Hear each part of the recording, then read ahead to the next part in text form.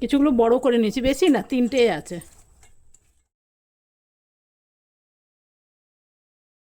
বন্ধুরা, welcome back to my channel. আশা করি আপনারা সকলেই খুব ভালো আছেন আর আমিও খুব ভালো আছি। তো এখন বানাবো একটু নিমকি। ঋষি অফিস থেকে এসে চায়ের সাথে রোজ বলে কি বিস্কিট খাবো না, একটু অন্য কিছু বানাও। তো একটু ভাবছি নিমকি বানিয়ে দেবো। তো ভাবছি একটু আটাটা মেখে এখন রেখে দিই, এখনও তো বাজে 4টা। একটু মেখে রেখে দিলে পরে একটু বানালে তাহলে খুব সুন্দর হয়।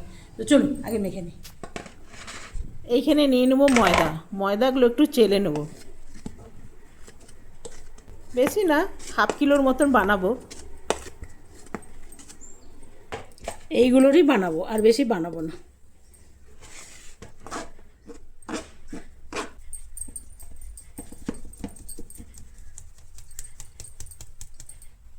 কিছু কম, হাফ কিলোর মতন আমি নিয়েছি। এইটা একটু জোয়ান দেবো, এইটা দেবো একটু গোলমরিচ।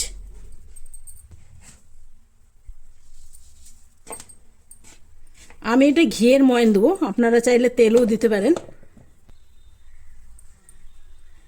এটা ভৈঁসের ঘি, গায়া ঘি না। আমাদের এখানে একজন বিক্রি করে, জানি না কতটা পিওর। ডোটা কিন্তু নরমও হবে না, একদম শক্তও হবে না। আমরা যেরকম রুটি করি সেই রকমও হবে না, একটু শক্ত শক্ত হবে। খুব বেশি শক্ত না, অল্প শক্ত।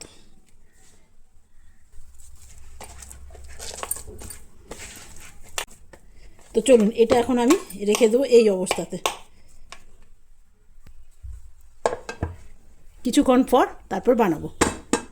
বন্ধুরা, আমার নিমকি বেলা কিন্তু অনেকগুলো হয়ে গেছে। এখন ঘড়িতে বাজে 5টার থেকে 5:30। তো ঋষি এক্ষুনি চলে আসবে। তো কেমন করে বেলেছি সেটা একবার আপনাদের দেখিয়ে দিই। আর অনেকগুলো আমি বেলেও নিয়েছি, আর এদিকে সন্ধে দিয়ে দিয়েছি।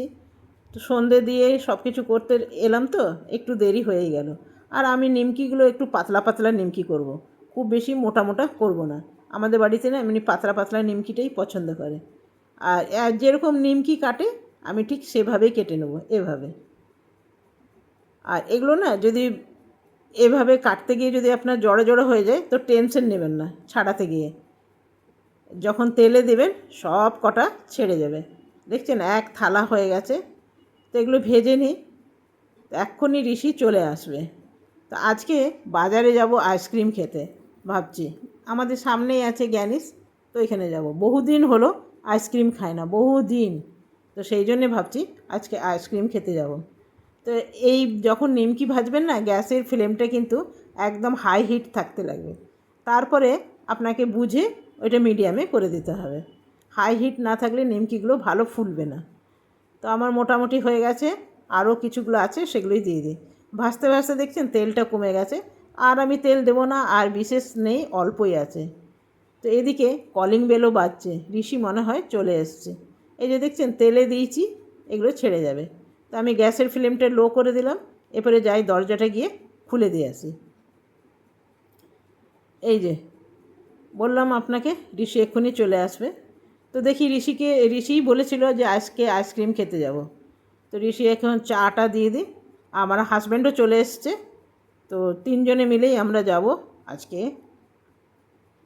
আইসক্রিম খেতে। বললাম না আপনাকে বহুদিন হলো আইসক্রিম খাই না। তো দেখুন আমার মোটামুটি সবকটা ভাজা হয়ে গেছে, আর অল্প তেল বেঁচেছে। এই যে দেখুন কতগুলো নিমকি হয়েছে। তবে কিছুগুলো আমি বড় নিমকি বানিয়েছি। এই যে এগুলো আবার ঋষি পছন্দ করে না, তো সেই জন্য অল্পই বানিয়েছি আমি, 4-5খানা। আমার হাজব্যান্ডও খুব একটা বড় নিমকিগুলো পছন্দ করে না। আর ফ্লাক্সে আমি চাও বানিয়ে নিয়েছি। তবে ঋষি এসে না এসে চা চা চা করতে থাকে। কলকাতায় থাকতে থাকতে না ও চা খাওয়ার নেশা হয়ে গেছে। আগে এত ছিল না, এখন কিন্তু অনেক বেশি চায়ের নেশা হয়ে গেছে। তো চলুন ওকে দিয়ে আসতে না আসতেই বলছে, মা চা করেছো? তো চলুন আমি জামা কাপড় পরে রেডি হয়ে তারপর ফিরে আসছি। তো যে বন্ধুরা, আমি এখন জামা কাপড় পরে নিয়েছি আর রেডিও হয়েছি। ঋষি এসে চা খেয়ে নিয়েছে, আমার হাজব্যান্ডও চলে এসছে জলদি। তো হাজব্যান্ডকে মানাতে হলো, চলো আইসক্রিম খেতে যাব। তো আমার হাজব্যান্ড খুব একটা যেতে চাইছিল না, বললো এইমাত্র অফিস থেকে এসছি। তো চলুন 3জনে মিলেই আমরা এখন বেরিয়ে যাব। সন্ধ্যাবেলাটা একটু না বেরোলে কিন্তু ভালো লাগে না, আপনি যাই বলুন। বাইরে বেরোলে কি সুন্দর ভালো লাগে। গরম তো আছেই, কী করবেন বলুন, গরমকাল বলে কি কোথাও বেরোবেন না। তবে আমগুলো দেখে দাঁড়িয়ে গেলাম, তো ভাবলাম আসবার পথে নেব। তো চলুন, আমরা এখন চলে এসেছি বাস স্ট্যান্ডে। ভাবছি বাসে করে যাব, এত গরমে হেঁটে যাব না। সামনেই কিন্তু আমাদের আছে জ্ঞানীশ, খুব একটা বেশি দূর না। তো প্রথমে বন্ধুরা আগে রাস্তা পেরিনি, দেখছেন কীরকম বাস আসছে, গাড়ি কি ভিড় বাবা। তো চলুন আগে রাস্তাটা পেরিয়ে যাই। খুব ভিড় জানেন, গরমকাল বলে যে রাস্তাতে কম লোকজন তা কিন্তু না। এরপরে আমরা রাস্তা ক্রস করে গেছি, আর এদিকে বাস আসছে। এই বাসটাই যাব না, এসি বাসে যাব। গরমের দিনে দুটো বাসে কিন্তু একই ভাড়া নেয়, তো সেই জন্য এসি বাসগুলোতে অনেক বেশি ভিড়। তো যাই হোক, আমরা এখন বাসের মধ্যে বসে গেছি। চলুন, সামনেই আছে, নেমে তারপর আপনাদের সাথে দেখা হবে। আর এত বেশি ঘেমে গেছি না, কি বলবো, পুরো মাথা মাথা পর্যন্ত আমার ঘাম।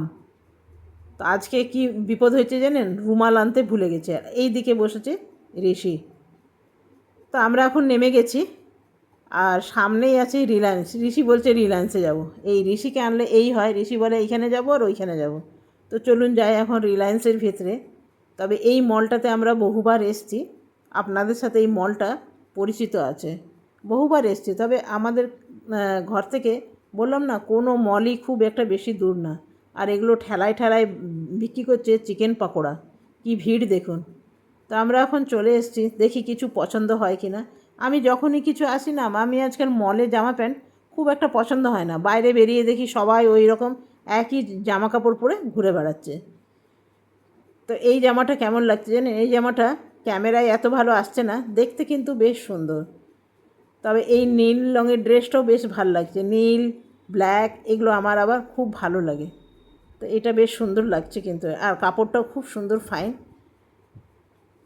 চলুন দেখি আরও কিছু ভালো লাগে কি না।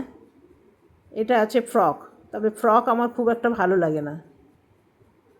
সব সময় ফ্রক শ্যুট ভালো লাগে না, দেখবেন স্ট্রেট কাটে বেশি ভালো লাগে। তো আমি খুঁজছিলাম না স্লিপলেস, তো স্লিপলেস খুঁজে পাচ্ছি না, সবই 3-4 হাত হচ্ছে। তো সেই জন্যে আমি নিলাম না, স্লিপলেস কোথাও দেখতে পাচ্ছি না। আর এই জুতোগুলো দেখুন, এই জুতোটা বেশ ভাল লাগছিল।